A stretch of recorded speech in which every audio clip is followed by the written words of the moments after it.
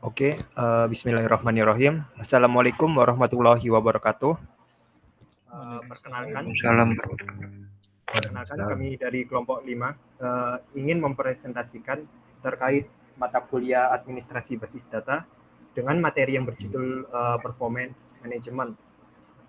Kami kelompok 5 dengan beranggotakan yaitu Bagaskara Antaris, Muhammad Rafiuddin, Sidik Satriatama, dan saya sendiri yaitu Rifat Hafiz Aditya. Next. Untuk materi subbab yang akan dibahas terkait performance management yaitu ada 6. Yang pertama yaitu dengan definisi performance, kemudian yaitu monitoring versus management, yang ketiga yaitu service level management, yang keempat yaitu types of performance tuning, kemudian yang kelima yaitu performance tuning tools, dan keenam yaitu DPMS performance basic. Oke, next. Materi yang dibahas yaitu yang pertama yaitu terkait dengan definisi performance. Next. Oke, jadi definisi performance untuk materi performance management yaitu performance dari manajemen terkait dari suatu basis data yang ingin digunakan oleh suatu organisasi atau perusahaan. Kemudian organisasi pengguna IT tersebut yaitu berupa monitor dan tune performance IT infrastruktur. Kemudian infrastruktur IT yaitu meliputi ada 3. Yang pertama server, kemudian yang ketiga yaitu jaringan, yang kedua yaitu jaringan, yang ketiga yaitu aplikasi. Kemudian database performance management yang digunakan masih harus reaktif. Oleh karena itu, kinerja database dapat didefinisikan sebagai optimalisasi penggunaan sumber daya untuk meningkatkan dan meminimalkan pertentangan dan memungkinkan kemungkinan terbesar beban kerja untuk diproses. Next. Kemudian ada 5 faktor yang mempengaruhi kinerja database, yaitu yang pertama workload, kemudian yang kedua yaitu throughput, kemudian yang ketiga yaitu resource, keempat yaitu optimalisasi, kemudian yang kelima yaitu contention. Next. Kemudian workload tersendiri yaitu kombinasi dari transaksi online, batch job, ad hoc query, kemudian analisis data, warehousing, dan perintah sistem dalam satu waktu. Kemudian workload ini bersifat fluktuatif dari hari ke hari, jam ke jam, menit ke menit. Jadi bisa naik meskipun bisa turun juga. Kemudian workload ini dapat diprediksi, yaitu contohnya penggunaan internet paling banyak pada waktu istirahat. Kemudian memiliki dampak besar terhadap performance database. Next. Kemudian selanjutnya yaitu throughput. Throughput yaitu kemampuan seluruh komputer untuk memproses data yang kita gunakan. Nah, dari throughput tersebut memiliki gabungan kecepatan input atau output, kemudian CPU dan kemampuan paralel komputer, kemudian efisiensi OS dan sistem software. Next. Kemudian resource tersendiri yaitu berupa hardware dan software sebagai tempat untuk penampungan data sistem tersebut. Nah, dari resource tersebut ini meliputi yaitu yang ada 5, yaitu DB kernel, kemudian yang kedua yaitu disk storage, kemudian yang ketiga yaitu RAM chips, kemudian yang keempat CC control, kemudian yang kelima yaitu microcode. Next. Kemudian selanjutnya yaitu optimization, yaitu semua sistem dapat dilakukan dengan optimasi. Artinya sistem di sini yaitu terstruktur. Kemudian DBMS perlu optimasi khusus dilakukan dalam internal DBMS. Kemudian banyak faktor yang perlu dioptimalkan yaitu seperti SQL query, kemudian database parameter. Kemudian yang kelima yaitu contention adalah kondisi di mana 2 atau lebih komponen dari kerja menggunakan sebuah resource dan bertentangan. Jadi contention ini adalah gabungan dari resource dan yang pertama tadi yaitu dari workload.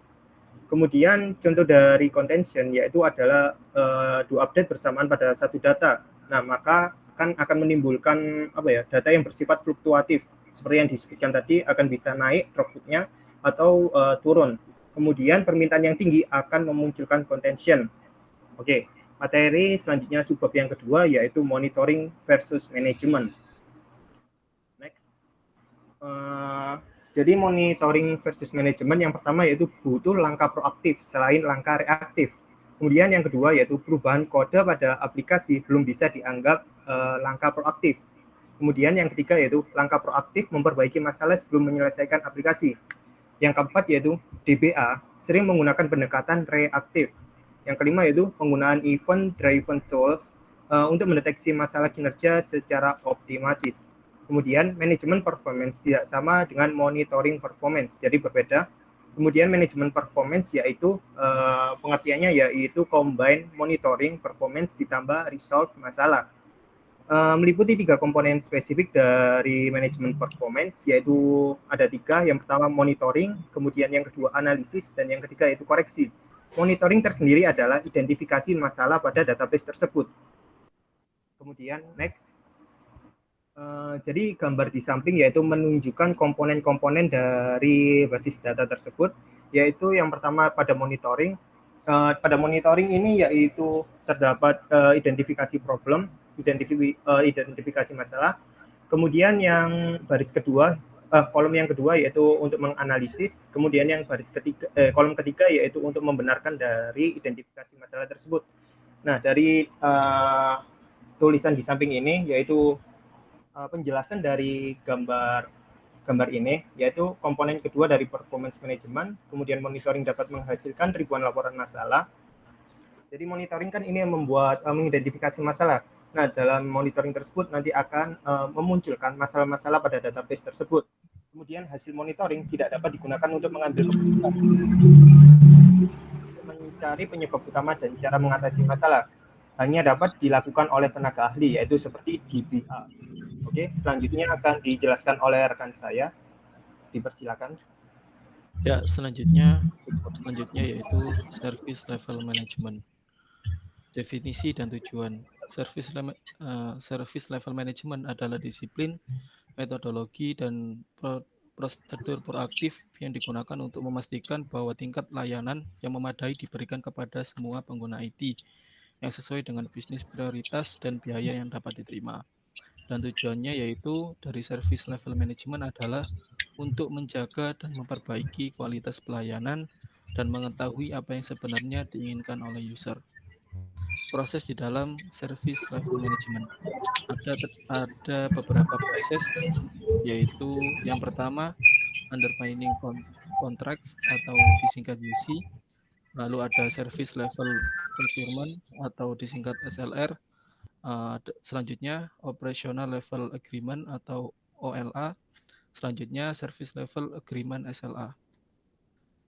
Yang pertama yaitu UC, yaitu mendefinisikan target dan tanggung jawab pemasok untuk memenuhi target tingkat layanan yang telah disetujui dalam dokumentasi SLA. UC berfungsi untuk menetapkan tipe dan tingkat dukungan yang diberikan kepada layanan IT.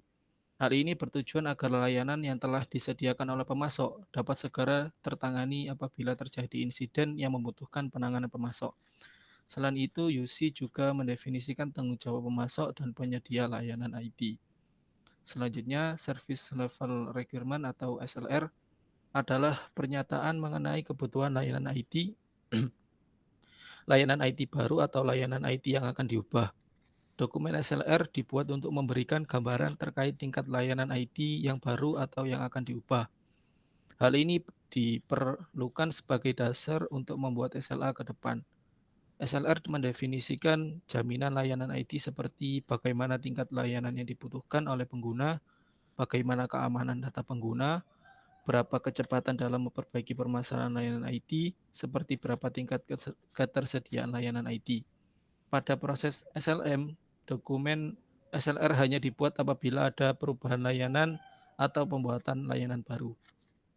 Selanjutnya yaitu OLA atau Operational Level Agreement adalah perjanjian tertulis antara penyedia layanan IT dengan bagian lain di satu organisasi yang sama yang bertugas membantu dalam penyediaan layanan IT.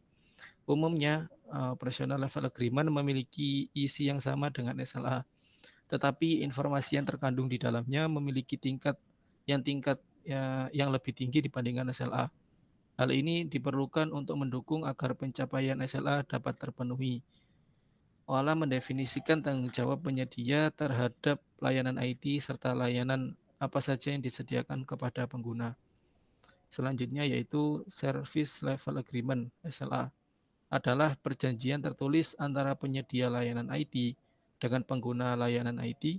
SLA mengandung informasi mengenai target, tingkat layanan, dan tanggung jawab pengguna dan penyedia layanan IT. Pembuatan SLA perlu memperhatikan dokumen SLR atau informasi lain yang diperlukan terkait kebutuhan tingkat layanan IT. SLA digunakan sebagai target tingkat layanan IT untuk menjamin bahwa layanan IT yang disediakan oleh penyedia layanan IT mampu memenuhi kualitas layanan melalui pencapaian target tingkat layanan IT. Ya, dilanjutkan oleh teman saya. Oke, saya lanjutkan. Untuk yang selanjutnya saya akan membahas performance tuning, lebih tepatnya tipe-tipe dari performance tuning itu. Nah, definisinya sebelum masuk lebih jauh ya, kalau performance tuning itu merupakan prosedur yang dirancang untuk mempercepat kinerja atau respon dari sistem database. Gitu. Jadi intinya kita kayak apa ya, mengoptimalisasi lah agar kinerjanya itu cepat gitu, performanya cepat gitu. Nah, tipe dari performance tuning ini dibagi menjadi 3, sistem tuning, database tuning, dan aplikasi tuning. Ketiga tipe performance tuning ini relate satu sama lain gitu, dan goals-nya dari ketiganya itu untuk mempercepat eksekusi query pada database gitu. Oke, next. Yang pertama adalah sistem tuning. Nah, yang dimaksud dari sistem di sini itu adalah DBMS-nya itu sendiri, terus ada software sistemnya yaitu operation system, transactional processor, terus ada komponen-komponen hardware juga itu berkaitan kayak misalnya disk, CPU sama memori gitu. Terus poin yang kedua adalah kesehatan aplikasi tergantung pada sistemnya. Sistem berpengaruh luar biasa, kalau bisa dikatakan sistem merupakan landasan semua aplikasi berjalan dengan baik. Nah, seperti yang sudah disebutkan di poin pertama, bahwasanya komponen-komponen yang berkaitan bahkan hardware-nya itu ya, kayak disk, CPU, sama memori itu pun turut berperan dalam performa database gitu. Oleh karenanya kita harus bisa menganalisis gitu. Analisis kita harus tepat tentang CPU. Kayak misalnya CPU apa nih yang performanya itu misalnya bagus gitu untuk database. Terus seberapa besar sih memori yang dibutuhkan gitu untuk database yang datanya sekian gitu. Agar sumber daya dan juga database-nya itu nanti bisa berjalan seimbang. Jadi performanya pun juga bisa bagus gitu.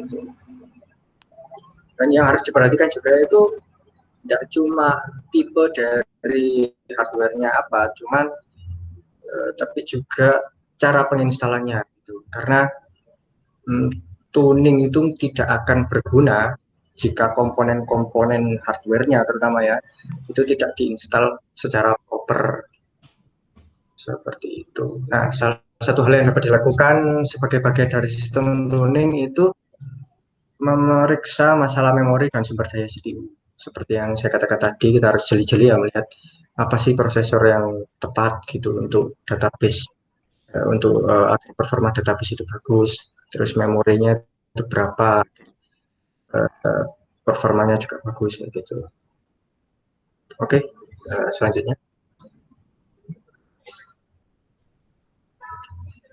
Yang kedua ada database tuning. Nah, di database tuning ini ada 3 poin penting yang harus di-highlight. Yang pertama adalah desain fisik dari database, yang kedua itu lokasi penyimpanan, yang ketiga adalah susunan dari database atau database organization. Nah, poin pertama dulu ya. Yang pertama adalah desain fisik. Desain yang dimaksud itu adalah berhubungan dengan bagaimana normalisasinya database. Kalau dari yang saya baca ya, normalisasi yang dari mata kuliah yang sebelumnya juga, normalisasi itu kayak misalnya relasi kayak gitu. Database itu harus optimal agar kinerjanya pun juga bagus gitu. Dan kalau kita bicara masalah desain fisik itu juga pengaruh pada jumlah tabel itu. Jadi semakin banyak tabelnya dalam database itu juga akan pengaruh ke kinerja dari database itu, performa. Terus poin kedua, masuk ke lokasi penyimpanan. Lokasi penyimpanan ini lebih ke lokasi fisik ya, kayak misalnya semakin banyak database yang tersimpan dalam satu disk, itu performa database-nya akan berkurang gitu. Performa maksudnya itu performa untuk eksekusi query-nya juga akan menurun kayak gitu. Jadi ada caranya nanti itu ada extend dan segala macamnya. Terus poin ketiga adalah susunan database. Susunan database ini seperti yang kita ketahui ya selalu berubah seiring berjalannya waktu. Jadi kan kalau di database kan ada kayak root tuh, create, update dan delete. R-nya apa ya? Lupa saya. Mas Aris R-nya itu apa ya kalau root itu? Create, update, delete. R-nya apa ya? R-nya lupa saya. Pokoknya ada itulah. Jadi susunannya itu read. Ya, susunannya itu. Nah, ya itu maksud saya. Oke. Susunannya itu akan berubah karena ya itu tadi ada update dan segala macamnya, ada penghapusan data, ada penambahan juga kayak gitu. Nah, karenanya dengan semakin bertambahnya data, maka file tambahan ataupun file extend dapat diperlukan. Jadi kalau misalnya database ini dalam satu database ini datanya ada banyak gitu ya, itu akan pengaruh pada kinerjanya. Jadi diperlukan file extend, itu perluasan luas file di dalamnya itu harus ditambah lagi gitu. Ataupun juga ada file tambahan atau additional file. Jadi antara satu dengan yang lainnya itu dipisah gitu, jadikan dua gitu. Oke. Salah satu hal yang dapat dilakukan sebagai bagian dari database tuning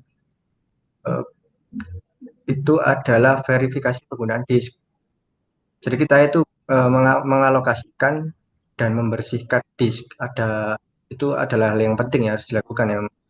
Karena mengingat space dari disk sendiri itu akan berkurang karena banyaknya database. Penambahan di database juga akan berpengaruh pada hal itu gitu. Jadi disk yang kapasitasnya itu optimal itu juga akan berpengaruh pada performa dari eksekusi query database-nya sendiri gitu. Jadi kita harus jeli gitu, melihat verifikasi penggunaan disk ini. Oke, yang selanjutnya aplikasi tuning. Nah, sebenarnya hal yang perlu di-highlight itu cuma satu kalau di aplikasi tuning gitu ya. Itu adalah kode dari aplikasinya atau sintaksnya.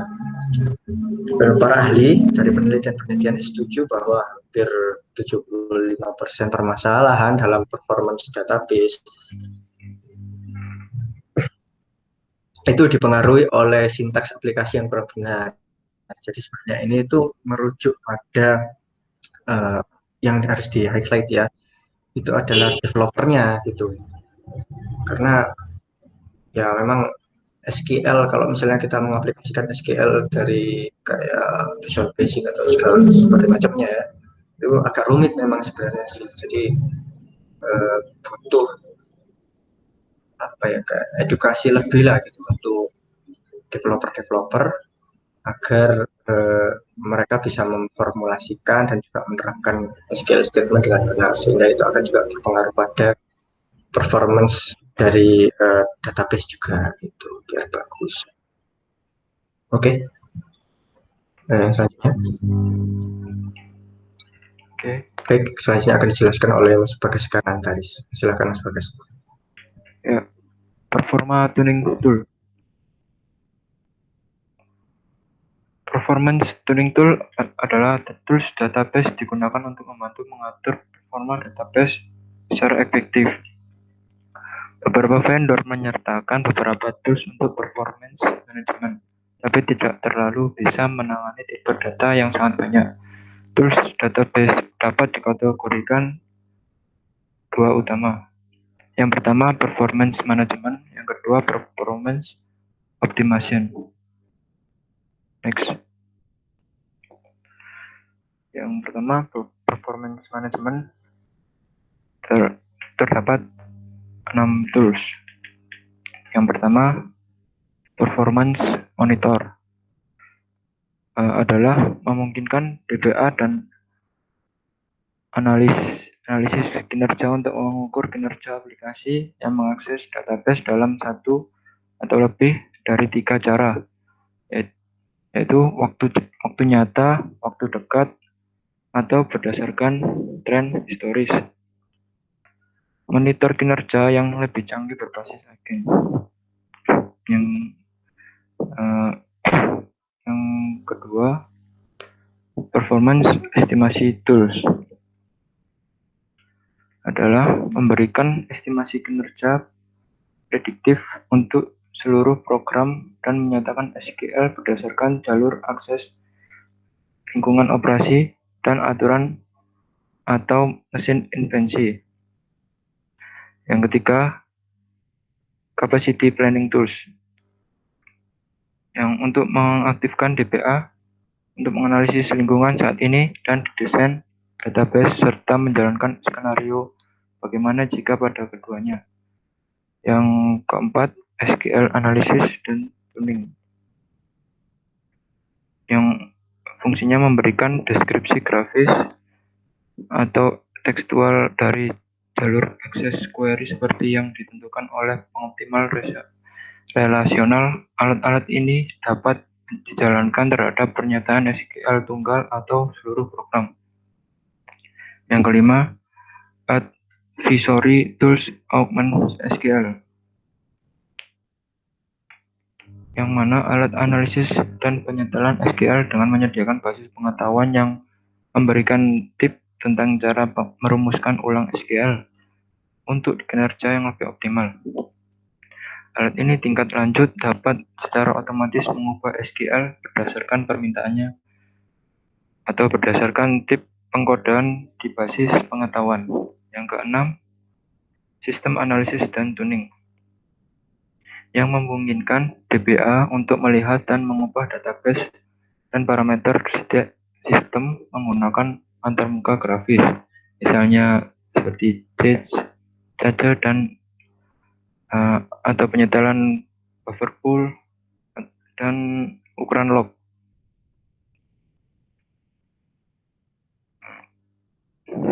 Selanjutnya, next.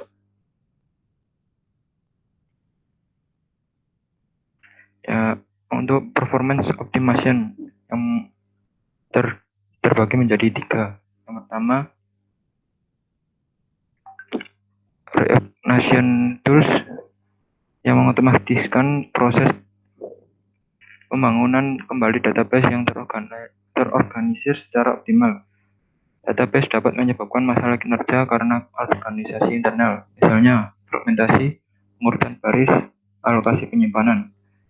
Yang kedua, compression tools, yang untuk mengaktifkan DBA untuk meminimalkan jumlah penyimpanan disk yang digunakan oleh database, sehingga mengurangi penggunaan disk secara keseluruhan dan mungkin waktu eksekusi query atau program yang telah berlalu karena lebih sedikit input atau output yang diperlukan.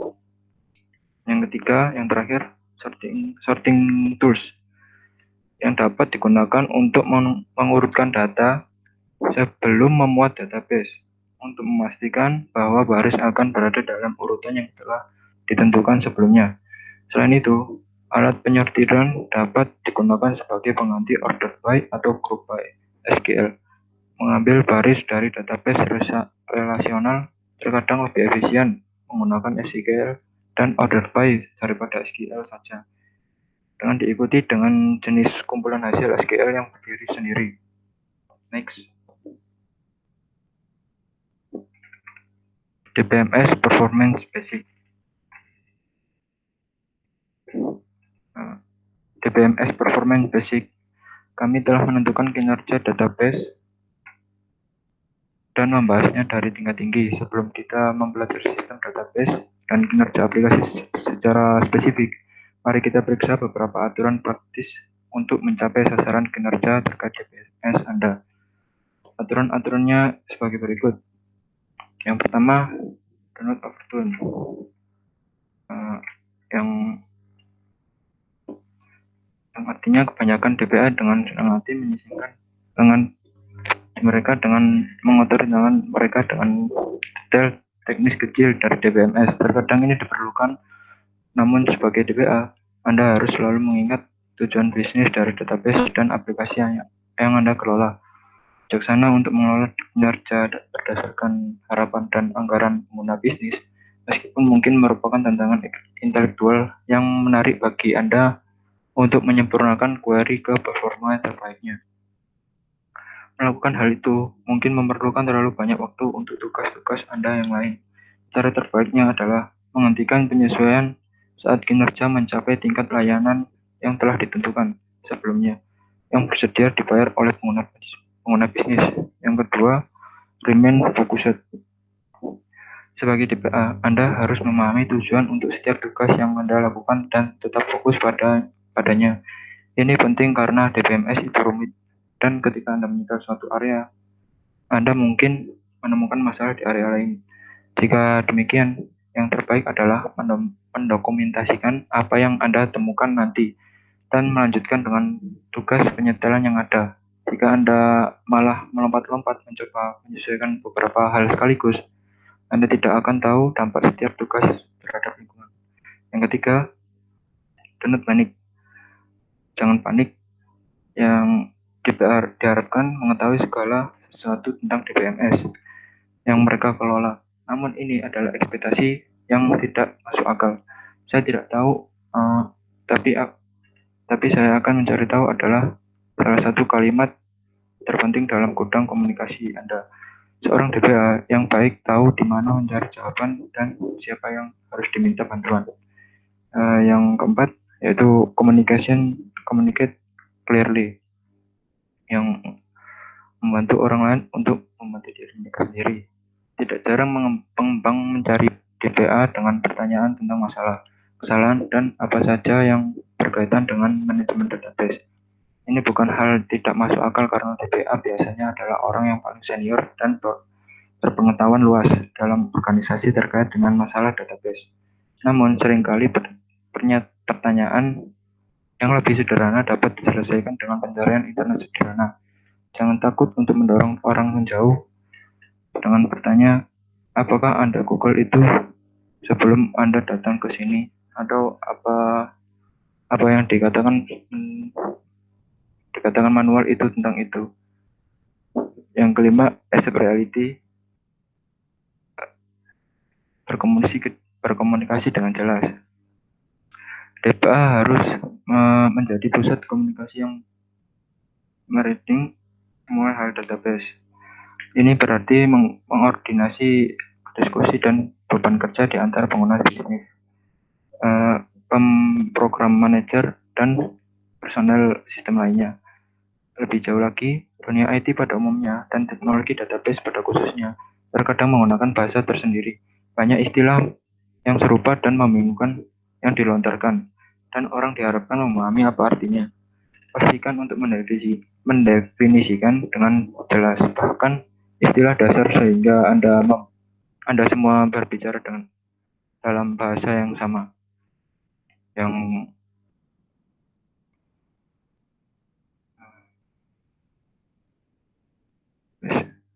next. Oke, terima kasih. Bila ada salah kata, mohon maaf. Sekian dari kami. Wassalamualaikum warahmatullahi wabarakatuh.